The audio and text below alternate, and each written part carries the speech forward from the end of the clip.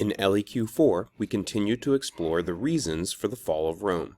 As we've introduced, it's a huge question with dozens or maybe even hundreds of answers that have been studied for centuries.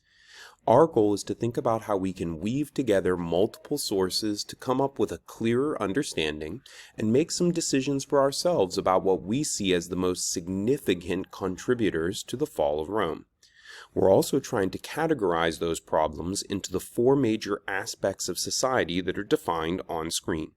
Take a moment to think about what each of those explanations would match with when it comes to one of our key terms from the organizer. Pause the video as you think. Hopefully, you were thinking about these four terms at the bottom, which came from handout number 9. Take another moment and match them up in case you weren't already. When we look at this learned system of thinking and behavior, we're talking about culture. Economics is studying how things are made and shared, sold and bought, everything having to do with money, goods, and services. The study of the armed forces and conflict is the relationship with the military, which is often closely tied with politics or government. These are terms we will continue to use throughout the rest of the year. Military and political ideas are closely tied together, and a lot of times we'll put them all underneath politics, because it's often governments who control the armed forces and decisions about conflict. But we can also attempt to separate them as we did on handout 9. Each of these statements includes a little bit of both, but they are primarily driven by one topic. Think in your head, is this statement more about the military or about politics? In this case, I would say politics, because we're looking at how leaders are chosen, though the army often got involved. Number 2, is this more about the military or politics? Again, I would say politics, because it's about what people did once they got into power, and we're going to see that they were fairly selfish and exploited the empire. Many of them were generals, but it's primarily a political issue. And the last one would go with military, though that led to an economic problem, and so we'll see that many of these are tied together. When you're thinking about how they fit on your notes, these were the different subtopics we looked at on the graphic organizer. Let's repeat the same process for a few we didn't have a chance to go over before. When you're looking at these two, when you're looking at this one, which type of problem is it mostly, military or political? This is more of a military problem, because when they didn't have enough soldiers of their own, they had to pay these outside soldiers. That was expensive, and they were less loyal and committed. What about number 5? This is mostly a political problem, because it became very difficult for the leaders to actually supervise everybody. And number 6 is mostly a military problem, though it's inspired by some political issues because they don't have a clear ruler. These civil wars are fought amongst each other. It's a military problem because we're looking at how difficult it became for them to fend off attacks from outsiders or foreigners. Take a moment, pause the video, looking at handout number 9, decide which of your subheading you think each of these topics match with. It's a chance to see if you can make sense of your notes. Pause the video now. Here is how we think they should have matched with.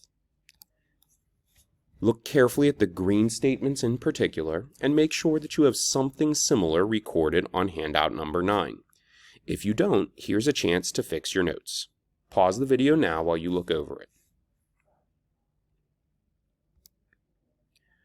In class, one of our jobs today will be to finish the graphic organizer. Students need to read the culture section, and after you read each subheading, you'll record the key details on your graphic organizer.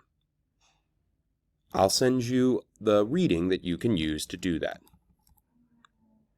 Students will then do an overall quizzes review of this LEQ to practice thinking about some of the problems faced by the ancient Romans. I'll send you that link as a separate attachment as well. Our final task, which will take a good bit of time, it's meant to be a challenge, is what we call a close with a Z.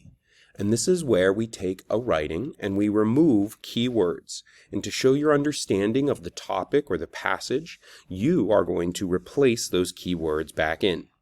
In this case, you're going to imagine that I've asked you to write a multi-paragraph essay to summarize all we have learned this week about the fall of Rome. I've written the essay for you, so you won't be actually creating this whole thing, but you are going to plug in some key words that I've pulled out. Now, when we're thinking about multi-paragraph essays, these two questions are a good way to get us started.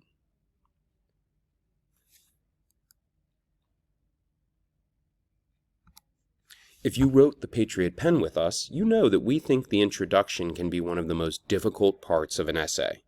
Many students want to jump right into their answer and start recording things from their notes or the text that they have in front of them. In reality, the introduction is where you're meant to grab your audience's attention, give them the background and the big picture, and introduce your question, not provide them with the answer.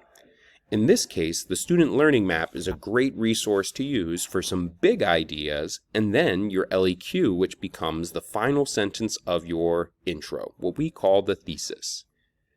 How many body paragraphs would you have? A lot of times that depends on the topic. Here, it would be best to have 4 body paragraphs, one for each of these big categories of problems that we introduced in our notes. And so you're going to see that the essay is set up that way.